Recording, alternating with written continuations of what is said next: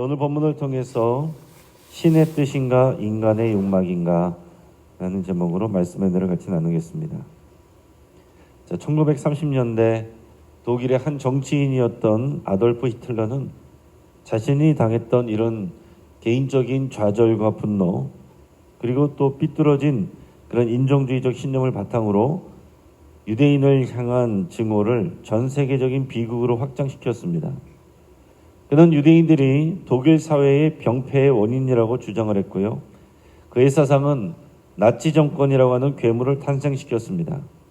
그 결과 600만 명이 넘는 유대인들이 학살당했고 제2차 대전이라는 전무후무한 전쟁이 일어났습니다. 히틀러는 하나님의 뜻이라는 이름을 빌려서 자신의 행위를 정당화하려고 했습니다.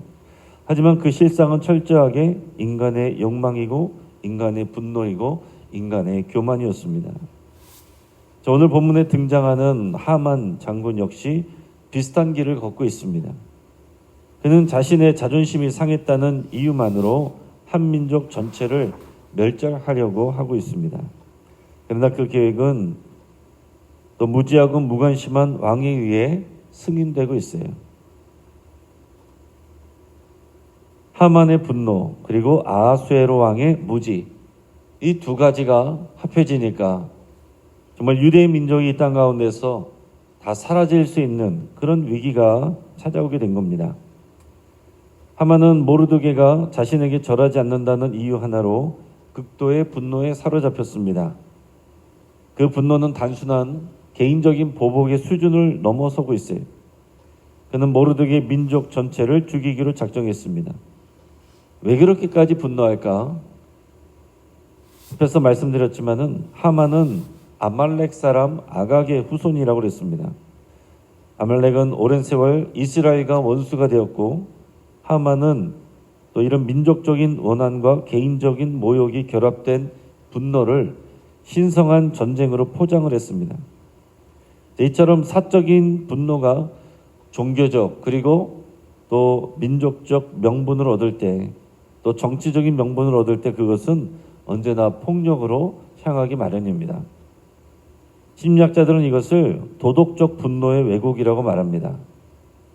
즉 겉으로는 정의감으로 표현하지만 사람들이 볼 때는 정의로운 일처럼 보이지만 실제로는 자신의 상처와 욕망을 합리화하는 도구일 뿐이다 하는 것입니다. 하만은 왕에게 뭐라고 말했냐면 어떤 민족이 이렇게 말했습니다. 이게 유다 민족이라고 정확하게 말한 것도 아니에요. 막연하게 어떤 민족이, 그 페르시아 안에는 그 페르시아의 지배를 받고 있는 민족이 많았고 또 거기에 끌려와서 어울려 살아가는 민족들이 다양하고 많았습니다. 근데 특정하지도 않고 막연하게 어떤 민족이 법도 다르고 왕의 법을 지키지 아니하므로 이렇게 말했습니다. 이것은 또 사실이 아니에요. 유대 민족이 자신들의 이 모세오경, 이 토라를 믿고 또 따르는 것은 맞는데 왕의 법을 지키지 않는다. 그것은 단순히 그 안에는 모르드게가 자기가 정한 대로 자기에게 절하지 않고 인사하지 않았다라는 게 들어있는데 이것은 막연하게 왕의 법을 지키지 않는다.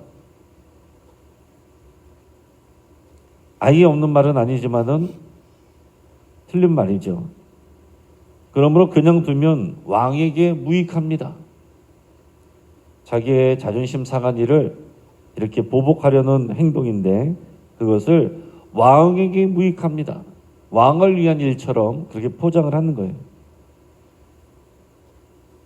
그런데 왕은 별다른 확인도 하지 않고 인장 반지를 빼주면서 그 민족도 내게 주노니 내 소견에 좋을 대로 하라 이렇게 승인을 했습니다. 왕의 무지는 단순한 무지가 아닙니다. 무관심은 곧 폭력의 동조예요. 특히 리더의 무관심은 무책임함을 넘어서 악행의 동반자가 될 수 있습니다.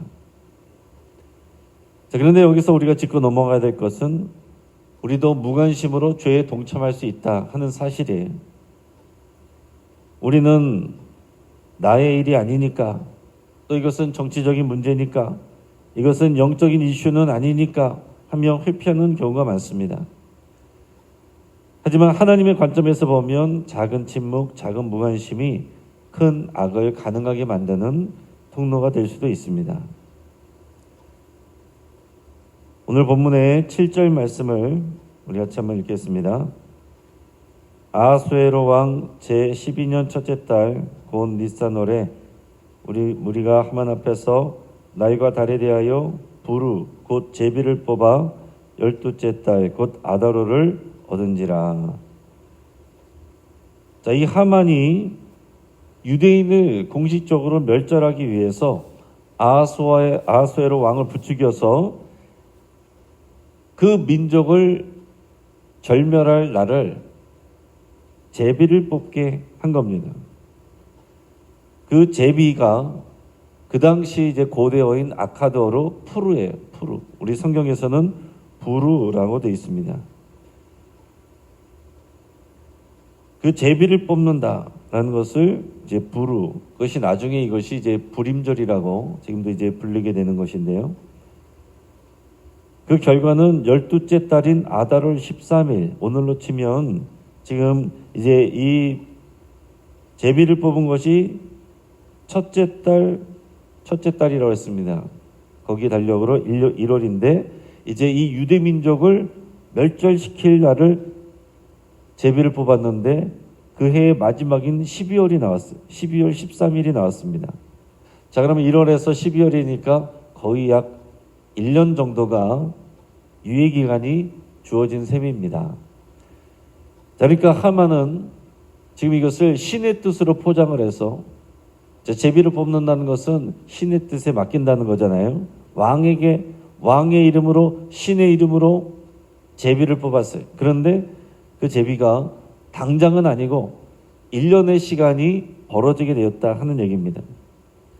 자, 우연처럼 보이는 이 날짜 선정은 사실 하나님의 보이지 않는 손길이다, 이렇게 말할 수 있습니다. 하나님은 유다 민족에게 도망치거나 숨을 시간이 아니라 준비하고 싸울 시간을 주신 겁니다. 자, 이것은 하나님의 은혜라고 할 수 있어요. 에스더서는 페르시아에서 쓰여졌기 때문에 대놓고 여호와 하나님의 이름을 말할 수가 없습니다. 따라서 우연처럼 보이는 이 사건들을 통해서 우회적으로 하나님이 역사하시고 섭리하셨다는 것을 증언하고 있는 겁니다.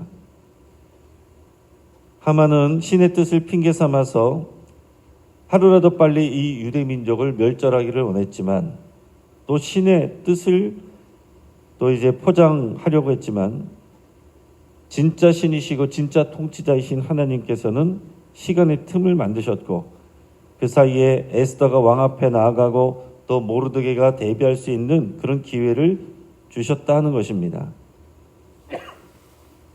여러분, 우리가 기억할 수 있길 바랍니다.